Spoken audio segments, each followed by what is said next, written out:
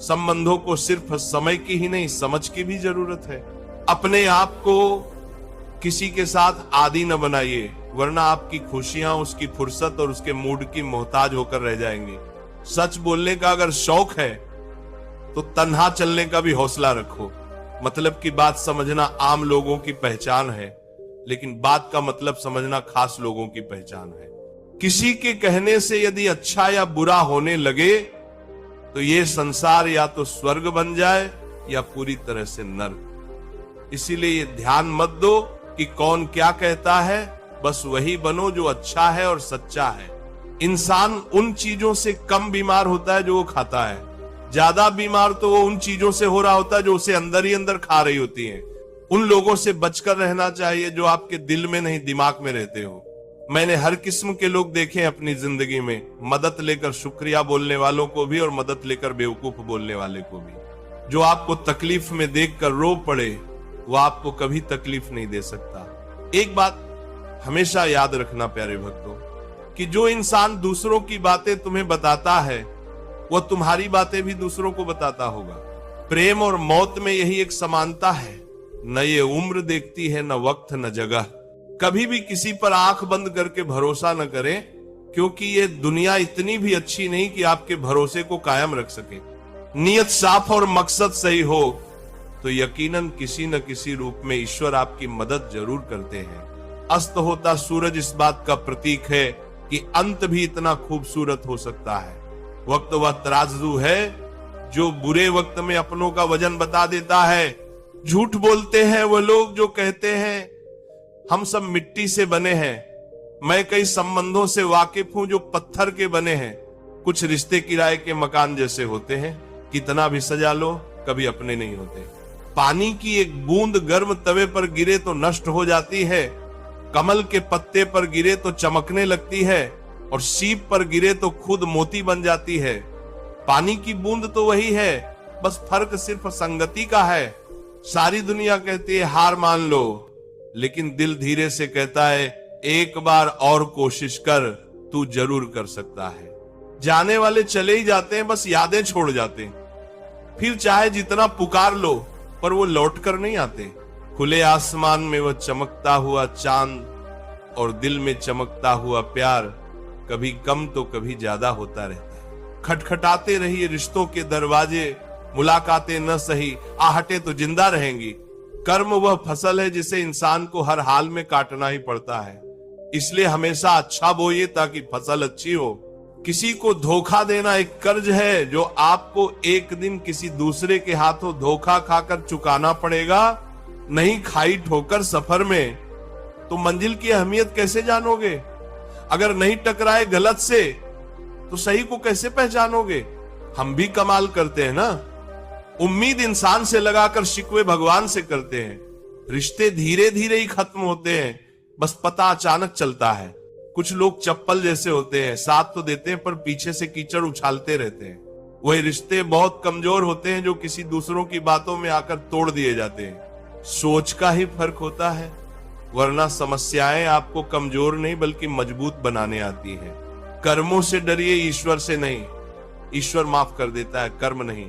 जिसे हम सबसे ज्यादा चाहते हैं उसी में सबसे ज्यादा ताकत होती है हमें रुलाने की। खुशियों का कोई रास्ता नहीं, खुश रहना ही एक रास्ता है। किसी भी चीज का पछतावा न करें।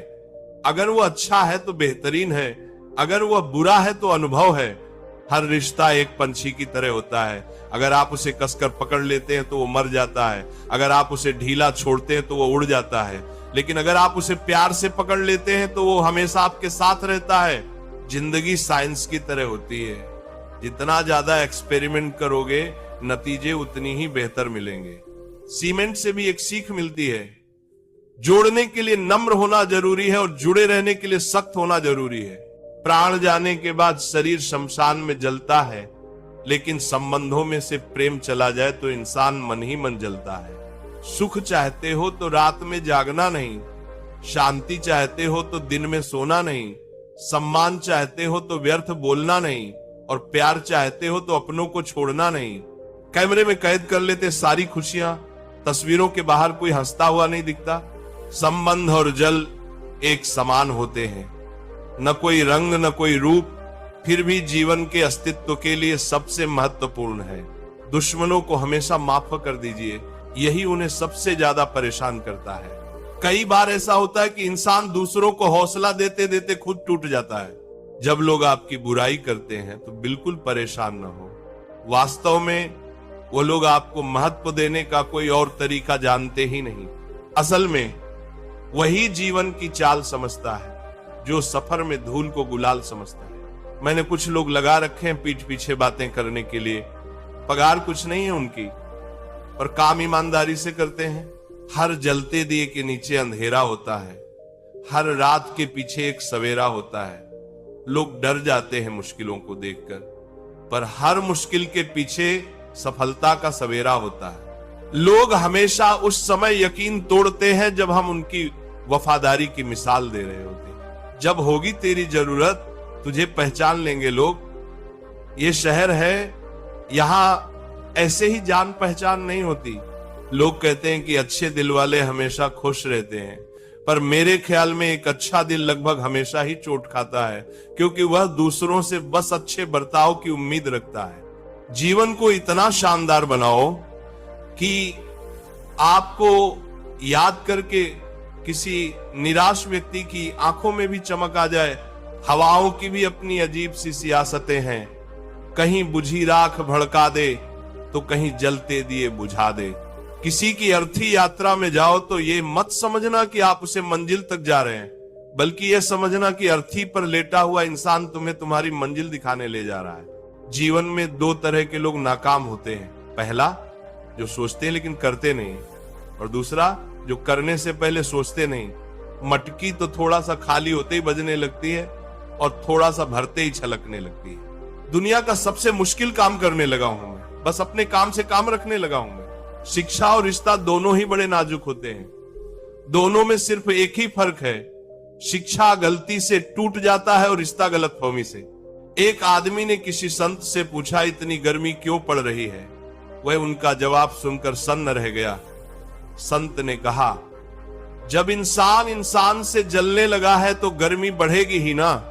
दुनिया सिर्फ उन्हीं के हालचाल पूछती है जो पहले से ही खुश हैं। जो तकलीफ में हो उनके लिए तो मोबाइल नंबर भी खो जाते हैं। अक्सर हंसते हुए लोगों की संगति इत्र की दुकान जैसी होती है, कुछ न भी खरीदो फिर भी कपड़े महक देती है। ये नादानी भी सच में बेमिसाल है। अंधेरा दिल में है और दिए मंदिरों में जलाते हैं। कर्म का थप्पड़ इतना भारी और भयंकर होता है कि हमारा जमा हुआ पुण्य कब खत्म हो जाए पता नहीं चलता। पुण्य खत्म होने पर समर्थ राजा को भी भीख मांगनी पड़ती है। इसलिए कभी किसी के साथ छल कपट करके किसी की आत्मा को दुखी न करें। प्यारे भक्तों, धन्यवाद।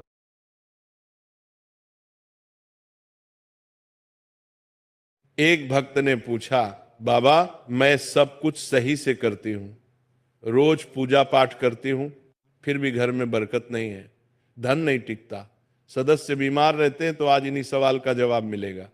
घर के मंदिर में जलने वाले दीपक घंटी रोज धोने वालों गौर से सुन लो, वरना पूरा घर हो जाएगा बर्बाद। आप सभी का दिल से आत्मा की गहराइयों से स्वागत है।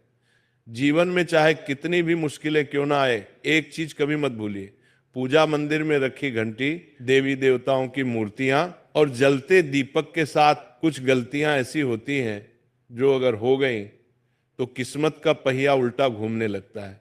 ऐसा दुर्भाग्य आता है कि संभलना भी नामुमकिन हो जाता है। घर में बरकत रुक जाती है, खुशियां सूख जाती हैं और गरीबी ऐसे कदम जमा लेती है कि चाहकर भी हटती नहीं। हो सकता है आप भी अनजाने में वही गलतियां कर रहे हो, इसलिए पैसा पास टिकता नहीं, घर में अशांति रहती है और सफलता बस दूर से हाथ हिलाती है।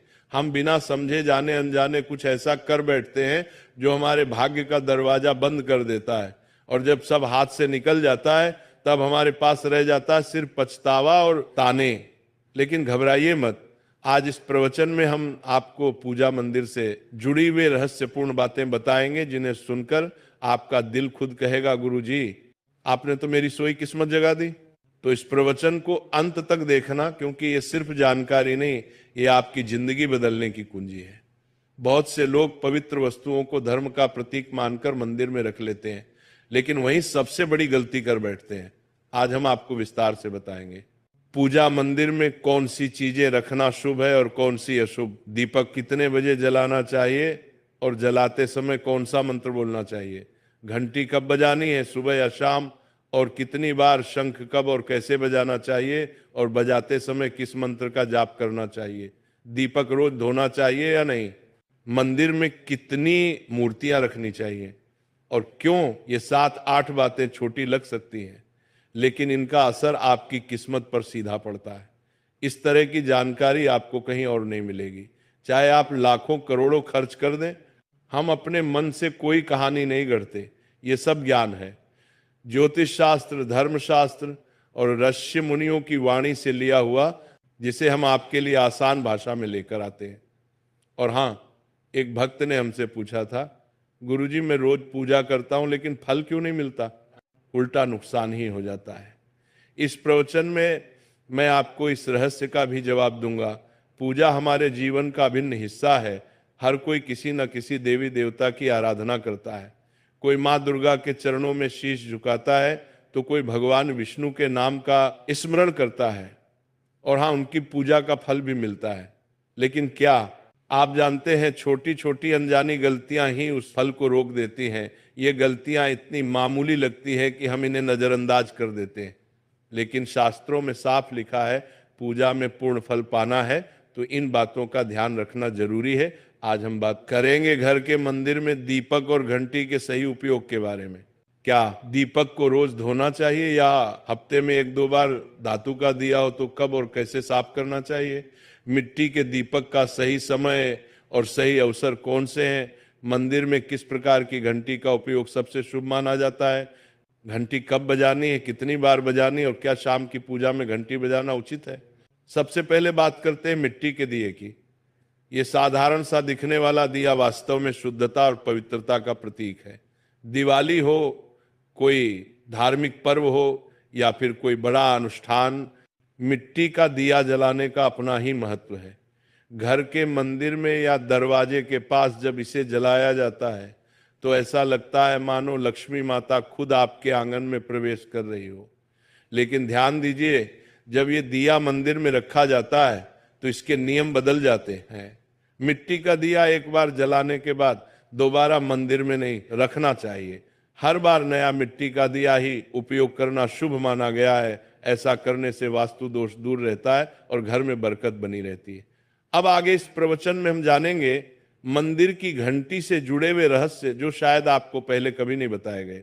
अब आते हैं धातु के दियों पर। आपने देखा होगा कि लोग पीतल या तांबे के दिए इस्तेमाल करते हैं। ये न केवल सुंदर होते हैं बल्कि इनका धार्मिक महत्व भी अत्यंत गहरा है।